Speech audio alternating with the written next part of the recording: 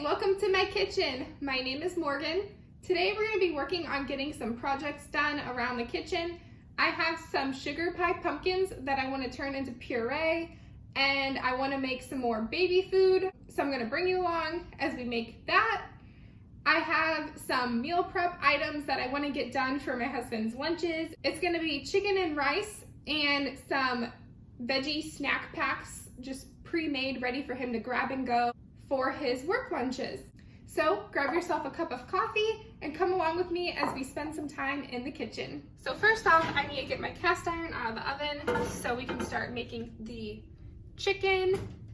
And I'm going to preheat my oven to 400 degrees for the pumpkins. All right. And I'm gonna get my cast iron heating up. And I'm just gonna go ahead and get some of this chicken in my skillet. I'm gonna put a little bit of avocado oil down.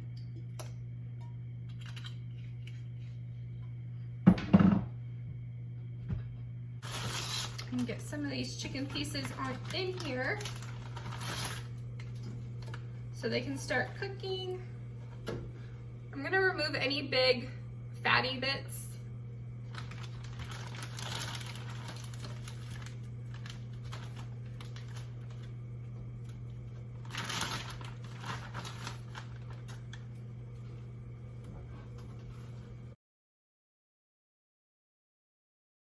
Before this gets too hot, I just added on my little handle holder.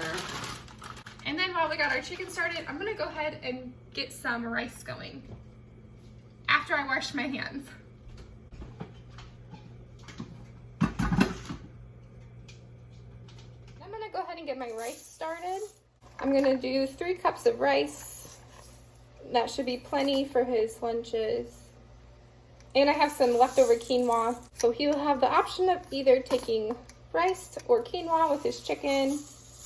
And are you team wash your rice first, or are you team just throw it in the rice cooker and cook it? It depends on how I'm feeling for the day. Sometimes I wash it, sometimes I don't.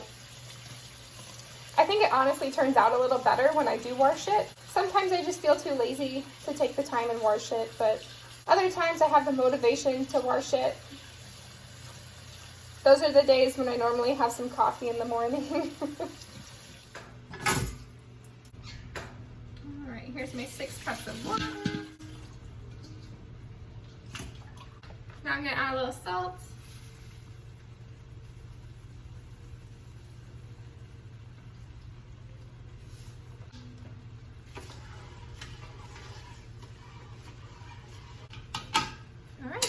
And cook. I'm gonna go ahead and flip this chicken.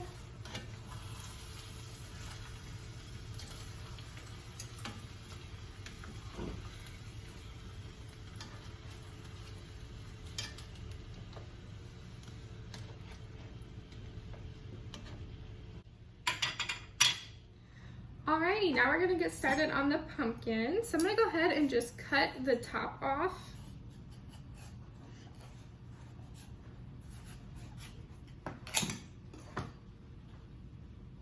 I need to sharpen my knife. Gonna give this a good rinse. All right, back in action. So now I'm gonna cut the pumpkin in half.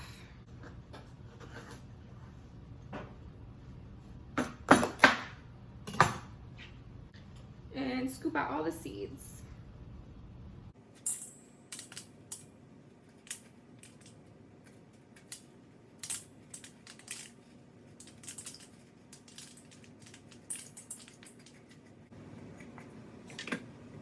So I technically had like 2 gardens this season. In my first garden, I had planted all of my tomatoes and peppers, and I planted celery and cabbage and some squash and cucumbers and green beans and pumpkins. Well, we found this house that we're living at now and decided to buy it. And instead of me running back and forth to that old house, since that old house would still be available to us for me to be able to use the garden, instead of running back and forth every single day checking on tomatoes and peppers and making sure everything was watered, I decided I would transplant all of my tomatoes and peppers and cabbage here. So that's what I did, and I replanted sunflowers, and I planted green beans and sweet peas, so then I wouldn't have to run to that old garden every single day. So what I kept at that old garden was just the celery, the pumpkins, and the butternut squash and green beans that I had already had planted, because that's kind of stuff that you don't have to check every single day. So with my pumpkins and squash that I planted, they were already done. I had planted them way too early for our growing zone, but I wanted to get them in the ground because I thought I was gonna make more like puree with them for baby food. So I just wanted them to be done early. Well, my pumpkins didn't really do that great. I think I only got like 4 pumpkins, and the butternut squash did awesome. But anyways, that stuff was done months ago. But my father-in-law, he planted all of these sugar pie pumpkins with my nieces and nephews. So now I have these pumpkins that I'm actually able to do stuff with instead of the pumpkins I had, because all I planted was jack-o'-lantern pumpkins. I didn't even think to plant like sugar pie pumpkins this year. So next year I will definitely have to make sure to plant sugar pie pumpkins to get my own pumpkin puree. So the way I'm going to store this pumpkin puree for baby food is I'm going to fill my empty store-bought baby food jars with it and then freeze it. My baby really loves pumpkin and butternut squash purees, so I wanted to make it homemade for him since the pumpkins were available to me. I know not all of this puree is going to fit in the jars that I have, so I'm just going to portion it out into probably pint size freezer bags or quart size freezer bags, and just freeze it, and then I can use it if I want to make pumpkin pie for Thanksgiving. So none of it will go to waste. So back to what I was saying about having the 2 gardens. Well, I should have thought that through of transplanting everything here, which was a great idea at the time, and I'm glad I did it. But then having to still run to the other garden and collect everything from there, harvest everything, I just couldn't get there as often as I wanted to. And when the pumpkins and squash were done, I was like, you know what? I'm done. So I literally ripped everything out of the ground, and I'm like, okay, now I don't have to go back. I can focus on my garden here at home. So that's what I did, and I'm glad I did it. But I'm also glad I had 2 gardens at the same time. It was a little overwhelming for me as kind of like a first-time mom. I wanted to make sure someone was always watching the baby, and so then I could go focus on that, and it was just hard, but pulled through. You know, you live and you learn. I won't ever have 2 gardens again. Everything will be where I'm living. I did have 1 butternut squash left from that garden that I found the very last time I went up there. So I'm going to roast that along with these pumpkins and just have butternut squash puree as well. I think I got like 10 or 12 butternut squash from that garden, and I only planted 1 plant, which was great. It definitely had way more on the plant, but since I pulled it out of the ground, it obviously wasn't going to produce anymore. So I am thankful for the little bit I got out of that garden. But my husband and I were looking at houses, and we came across this one. We said, you know what? It's in our price range. We love it.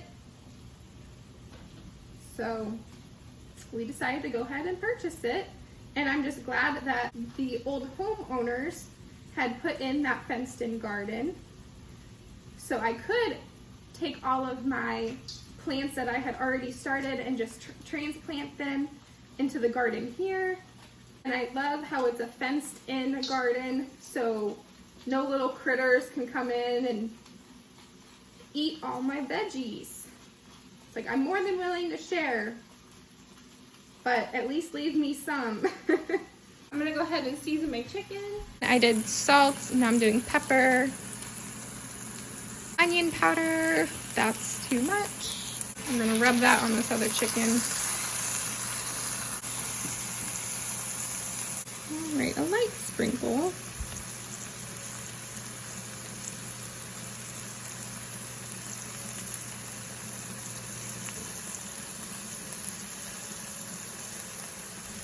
And garlic powder.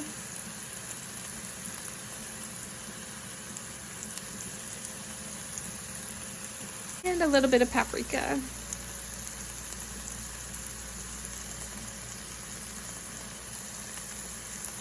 I hope all of my rambling made sense.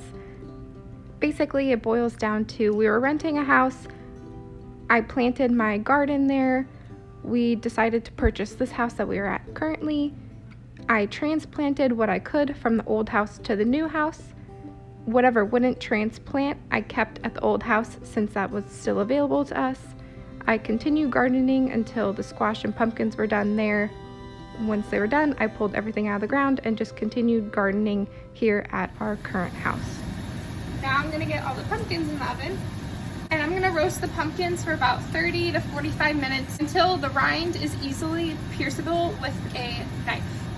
Our rice was done, so I decided to go through and fluff it, and I will be unplugging the rice cooker so it can start cooling. And I am temperature checking all of the chicken to make sure it's at 165 before I pull it out of the pan. When it hits 165, I'm just letting it rest on the plate there. I'm adding more avocado oil to my skillet and then adding the rest of the chicken. And then I will be seasoning it up with all of the same seasonings of salt, pepper, garlic powder, onion powder, and paprika.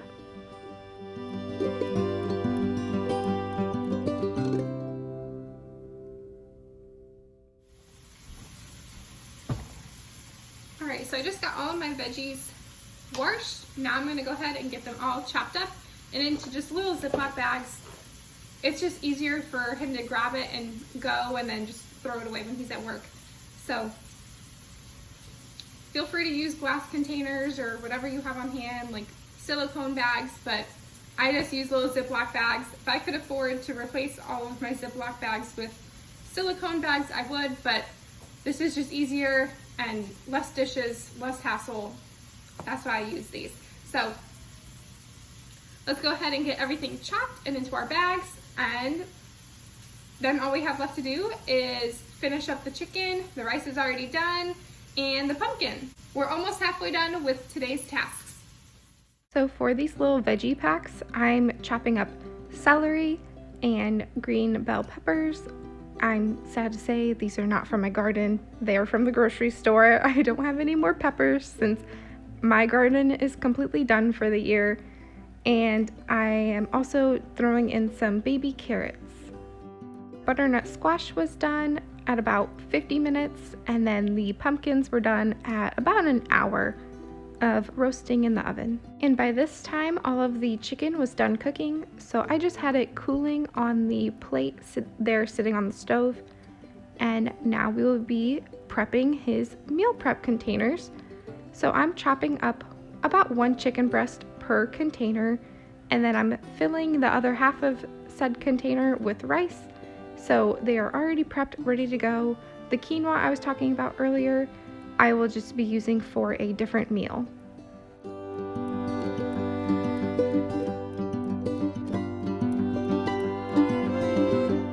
Here's an overview of all of the meal prepped containers. We got 7 chicken and rice, and then I had 1 container of just rice that was left over.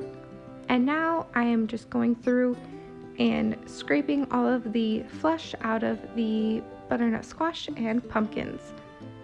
I decided to keep the butternut squash and pumpkin separate, and I was gonna just mash all of the puree by hand, and I'm just removing the skin here, but I decided to blend it because that's a lot easier. And I got 3 little baby food jars of butternut squash, and at the end you'll see how much pumpkin puree we get. It's a lot more than what I was expecting.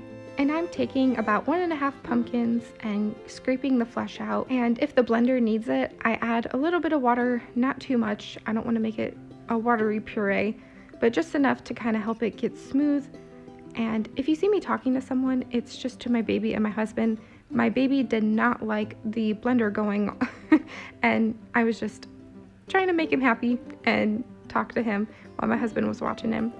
Now I'm just going through with a spoon and kind of pushing all the air bubbles out of these jars, and then topping them with more puree and then wiping them down with a wet cloth. And now I'm going to get started on filling the bags of pumpkin puree.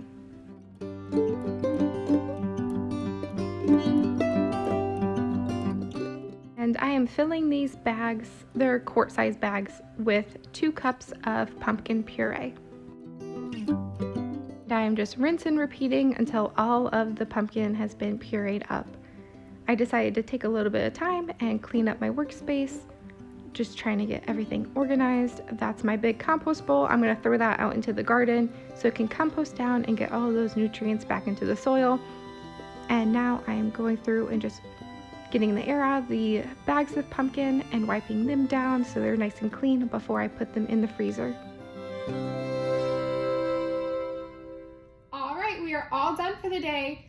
I've got everything accomplished that I wanted to get done, which is awesome. It took a lot longer than what I wanted it to, but that's okay because, you know, spending time with my baby is more important and taking care of him. So it's all a juggling act, and I just get done what I can get done. So I got 7 prepped meals for my husband for his lunches. He's already ate 1, and I got 1 full container of just rice. I'm thinking about making some fried rice with that, but we will see. He might just eat it with some more chicken or something. We'll see. But I'm glad it's prepped and ready to go. We got 6 bags of vegetables for his lunch as well. He can just grab a bag, throw it in his lunchbox, and be out the door along with his chicken and rice. We have 12 cups of pumpkin puree. I got it all split up into 2-cup portions, just in little freezers, Ziploc bags. I'm planning on using this as either more baby food by thawing it, getting it into containers, and then just using it throughout the week. Or I'm thinking about maybe making some pumpkin pie with it.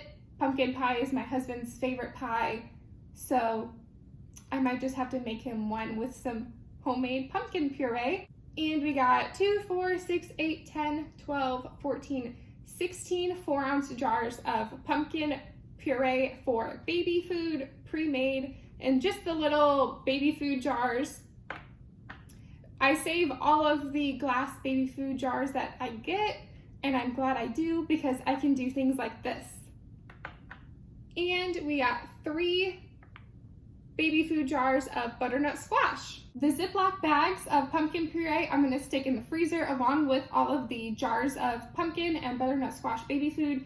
I'm probably going to stick 2 pumpkin and 2 butternut squash in the fridge just so my baby can enjoy those throughout the week. So when I pull these baby food jars out of the freezer, I'm just going to let them thaw completely in the fridge, and then my baby can enjoy them throughout the week. I'll probably pull like 2 or 3 out at a time. Thank you so much for spending time in my kitchen today. I absolutely love having you guys in my kitchen. If you enjoyed the video, make sure to leave a like, comment, and subscribe. Thanks for watching. Bye.